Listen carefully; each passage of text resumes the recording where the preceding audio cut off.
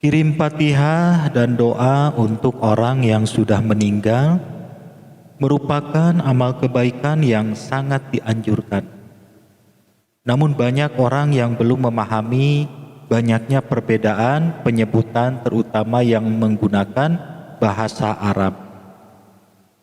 Seperti ila hadrati, ila ruhi, ila arwahi, summa ila ruhi, khususon ila ruhi, dan lain-lain. Tentunya bagi pemula itu sangat membingungkan. Tapi tidak usah khawatir, karena dalam video ini akan dijelaskan berikut contoh-contohnya.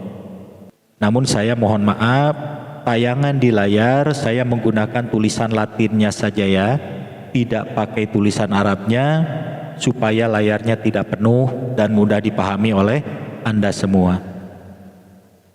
Baik, kita mulai saja. Saya jelaskan satu persatu. Yang pertama yaitu ila hadrati. Ila hadrati ini merupakan kalimat ucapan kirim Fatihah untuk yang dimuliakan, seperti baginda Nabi SAW, keluarganya, sahabat-sahabatnya, dan lain-lain.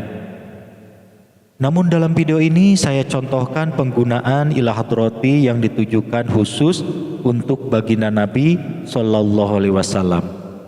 Contoh, ila hadratin Nabiyil Mustafa Muhammadin sallallahu alaihi wasallam lahul Fatihah. Itu artinya kepada yang mulia Nabi Muhammad sallallahu alaihi wasallam, untuknya Al-Fatihah. Nah, penjelasan simpelnya seperti itu ya. Kalau dijelaskan secara panjang lebar nanti malah membingungkan bagi pemula, dan tentunya durasinya nanti terlalu panjang. Baik, kita lanjutkan ke pembahasan yang berikutnya, yang kedua yaitu ila ruhi. Ila ruhi ini merupakan kalimat ucapan kirim Fatihah untuk satu orang atau tunggal, bisa laki-laki atau bisa juga perempuan. Contoh, ila ruhi Sunanto bin Ahmad Sadli lahul Fatihah. Itu artinya kepada ruhnya Sunanto bin Ahmad Sadli, untuknya Al-Fatihah. Nah, contoh lainnya ila ruhi Yuniarti binti Haji Mustafa lahal Fatihah. Itu artinya kepada ruhnya Yuniarti binti Haji Mustafa, untuknya Al-Fatihah. Nah, yang membedakan untuk laki-laki dan perempuan terletak pada kata penyebutan untuk orang tuanya. Bin untuk laki-laki dan binti untuk perempuan. Dan kata penghubung Fatihahnya yaitu lahul Fatihah untuk laki-laki dan lahal Fatihah untuk perempuan. Bisa dilihat di layar ya, supaya mudah membedakannya. Nah, ila ruhi ini bisa juga digunakan untuk kirim Fatihah ke beberapa orang, tapi ini disebutkan satu kalimat. Jadi hitungannya untuk satu orang, jadi satu ila ruhi untuk satu orang, satu ila ruhi untuk satu orang. Bisa disimak contohnya dalam layar. Begini contohnya, ila ruhi Saiful Hayat bin Suharyono wa ila ruhi Sutono bin Haji Harun wa ila ruhi Sumiyati binti Khairul wa ila ruhi Sudrajat bin Kuswoyo lahumul Fatihah. Nah, simak di layar ya supaya jelas. Dan penghubung Fatihahnya pakai lahumul Fatihah kalau untuk banyak orang. Selanjutnya yang ketiga yaitu ila arwahi. Ila arwahi ini artinya kepada ruh-ruhnya atau untuk ruh-ruhnya. Jadi itu bentuk jamak dari ila ruhi. Ila arwahi ini kalimat ucapan kirim Fatihah yang ditujukan untuk banyak orang sekaligus. Kirim Fatihah untuk ke banyak orang dengan memakai ila arwahi ini ada dua bagian, yaitu kirim Fatihah untuk banyak orang dengan menyebutkan nama orangnya satu persatu, dan kirim Fatihah untuk banyak orang dengan menyebutkan kelompok atau golongannya saja, tidak menyebutkan satu persatu orangnya. Baik, kita kasih contohnya. Yang pertama, kirim Fatihah kepada orang yang banyak atau lebih dari satu orang dan disebutkan satu persatu namanya. Contoh, ila arwahi Saiful Hayat bin Suharsono, Sutono bin Haji Harun, Sumiati binti Khairul, Sudrajat bin Kuswoyo, lahumul Fatihah. Kemudian yang kedua, kirim Fatihah kepada orang yang banyak tapi hanya menyebut kelompok atau golongannya saja. Misalnya untuk kaum muslimin muslimat. Contoh, ila arwahi jami'i ahlil kubur minal muslimina wal muslimat wal mu'minina wal mu'minat lahumul Fatihah. Nah, mungkin Anda ada yang bertanya, tadi pakai ila ruhi bisa untuk kirim Fatihah ke banyak orang, dan sekarang ila arwahi bisa untuk kirim Fatihah ke banyak orang juga. Apa bedanya? Silahkan simak di layar perbedaannya. Ila ruhi itu kirim Fatihah untuk satu orang atau tunggal. Makanya kalau mau kirim Fatihah ke banyak orang, memakai ila ruhi harus disebutkan ila ruhi nama orangnya, wa ila ruhi nama orangnya, wa ila ruhi nama orangnya, dan seterusnya. Setiap menyebut nama orangnya pakai wa ila ruhi. Tapi kalau ila arwahi itu bentuk jamak, artinya untuk ruh-ruhnya. Jadi tidak perlu menyebut lagi ila arwahi, ila arwahi. Cukup di awal saja menyebutkan ila arwahi. Selanjutnya tinggal menyebutkan nama-namanya saja. Nah, silahkan disimak di layar ya, perbedaannya sangat jelas.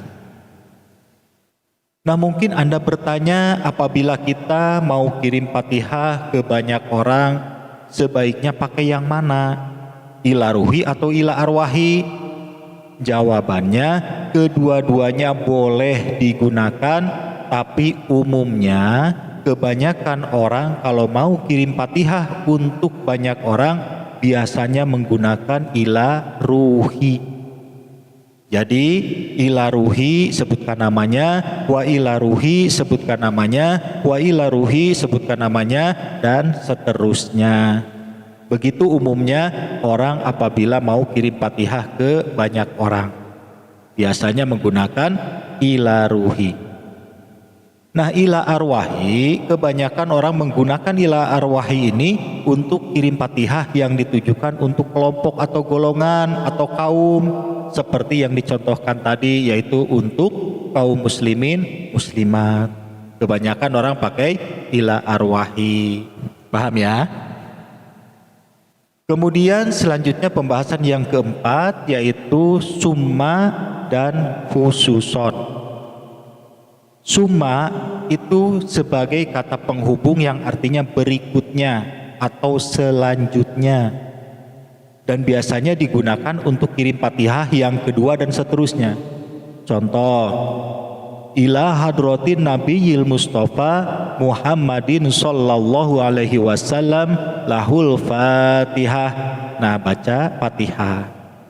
Terus summa ila ruhi Bapak Andri bin Sutiono lahul Fatihah. Nah, baca Fatihah. Selanjutnya summa ila ruhi Ibu Handayani binti Haji Mustafa lahal Fatihah. Nah, baca Fatihah. Nah, summa ini hampir sama dengan wa sebagai penghubung. Summa ila ruhi artinya kemudian kepada ruhnya, dan wa ila ruhi artinya dan kepada ruhnya. Jadi boleh menggunakan summa, boleh juga menggunakan wa.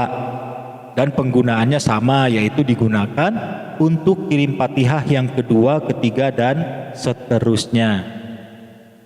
Contoh apabila menggunakan wa ila ruhi, misalnya ila ruhi Asep Jainal bin Sanjaya, wa ila ruhi Deni bin Haji Komar, wa ila ruhi Rani Jubaidah binti Hambali.